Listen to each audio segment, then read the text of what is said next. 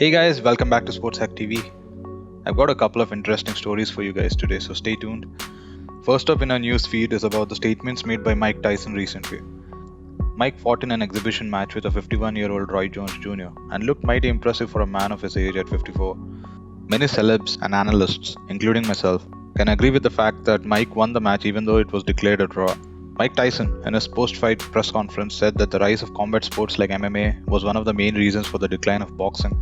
I tend to somewhat agree with Mike's statement here, but every fight fan knows the main reason for the decline of boxing was their inability to put together big fights, their poor marketing, and not many popular boxers around currently apart from the usual Anthony Joshua, Tyson Fury, Deontay Wilder, among others.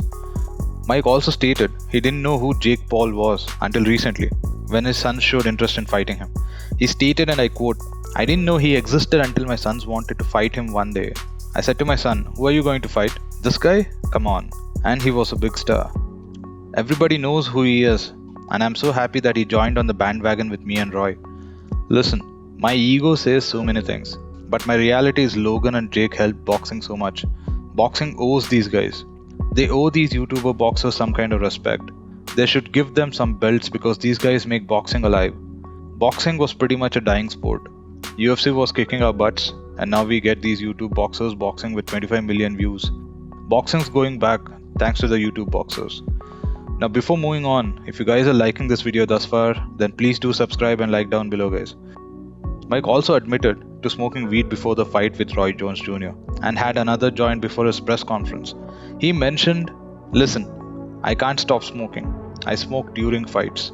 I just have to smoke. I'm sorry, I'm a smoker. I smoke every day. I never stop smoking."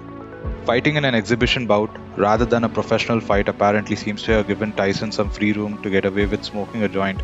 The Voluntary Anti-Doping Association tested the fighters for performance-enhancing drugs prior to the bout, but marijuana reportedly was not on the list of banned substances. Tyson said he stopped using cocaine about 21 and a half years ago, but that turns out not to be the case for marijuana. He quoted, "It's just who I am. It has no effect on me from a negative standpoint. It's just what I do and how I am and how I'm going to die. There's no explanation, there's no beginning, there's no end." When one of the reporters asked if marijuana helps numb the pain, Mike replied by saying, "No, it doesn't numb the pain. It just numbs me." I personally have no issues with Mike smoking weed because humanity has been doing it since thousands of years and is also legal in many countries. Fun fact folks, Mike Tyson's cannabis company generates nearly $500,000 worth of business a month, so Mike's good in terms of money guys. No wonder he's donating all his earnings from this fight to charity, which might be as high as $10 million. Mike has shown interest in a trilogy match against Evander Holyfield, which, if it happens in the future, I feel is going to be a much bigger draw than the current fight. There's a history between these two guys, and with the ear-biting controversy, when Tyson bit the outer part of Holyfield's ear off, I can only imagine how the match will end up this time around. Tyson has stated he intends to step up for multiple fights in the future, so I can't wait to see him in a boxing ring again. Moving on to the next story. We all saw Jake Paul made quite a bit of money for his boxing match against Nate Robinson in the co-main event on the Mike Tyson vs Roy Jones Jr. undercard. I was very curious to see how this match was going to turn out, including a lot of other fight fans around the world, and I must say, I wasn't disappointed with the results. Jake's second round brutal knockout was one of the worst ones I've seen in a while, which is saying something, so props to Jake for that impressive finish.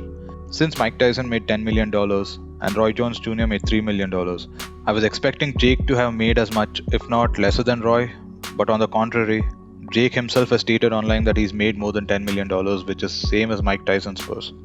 Jake, post his match, called out MMA fighters like Dillon Danis and Conor Mcgregor for a future boxing match, which has received a lot of positive feedback from the MMA community. Popular MMA fighters like Ben Askren, Dillon Danis, and Mike Perry have shown interest in fighting Jake, which is good for Jake's boxing career in the long run.